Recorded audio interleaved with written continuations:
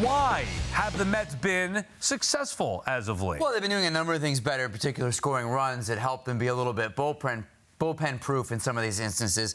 But you got to give credit to the culture change in this organization that has been Carlos Mendoza, because there's an urgency and an accountability that I know Dave and I, we've talked about this all through the season as we've covered this new manager. And whether you're Francisco Lindor, you're hitting poorly in the 3-hole, make a change. It's not a punishment in this case or a demotion, but making the leadoff hitter. If you're Jeff McNeil and you're not producing, who cares if you're a two-time All-Star and a batting champion? You're out. Iglesias is in.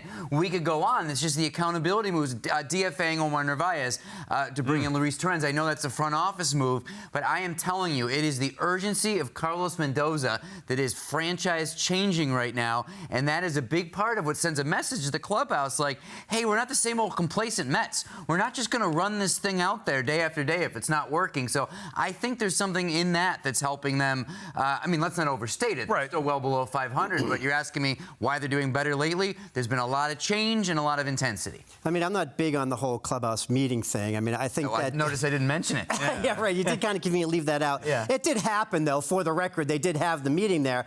But I agree with what Andy said. I mean, it's a long season. There are times where you need to get people's attention. And I think this past week really got a lot of people's attention. I mean, it started with the Lopez DFAing at that point. That's right. So there was, they said they had standards. They said that was unacceptable.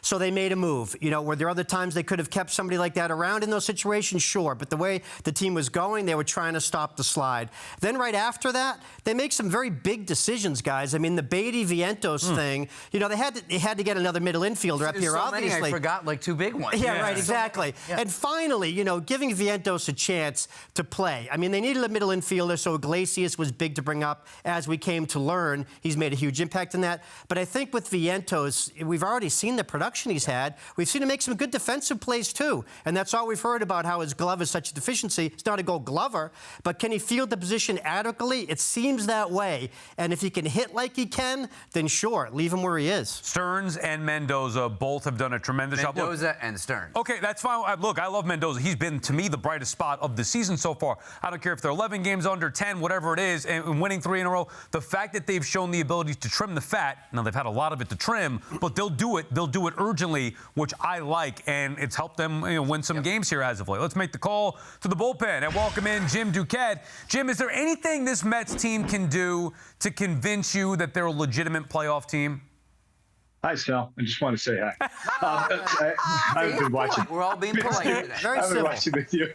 Sal, good to see you. Listen, the way they played over the last 3 days, I mean, it's encouraging, right? I mean, we haven't seen them put together a full game, pitching, defense, offense, really all season. Like this kind of stretch. Now, it's the Nationals.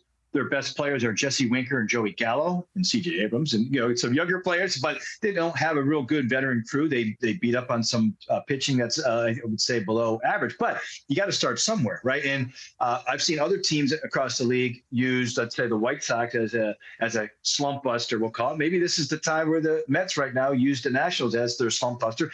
It's not like their schedule coming up is all that difficult, other than playing the Phillies when you don't have to play them at Citizens Bank Park. You play Marlins, the Padres, the Rangers, the Cubs. Each of those teams, the next 4 series are weaker. That gets you towards the end of the month before the Yankees and Astros. So they can go on a run. They're still 8 under.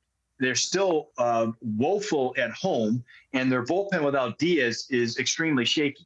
But they can, I think, piece some things together under the way they played right now and get themselves continuing to kind of get themselves in the right direction.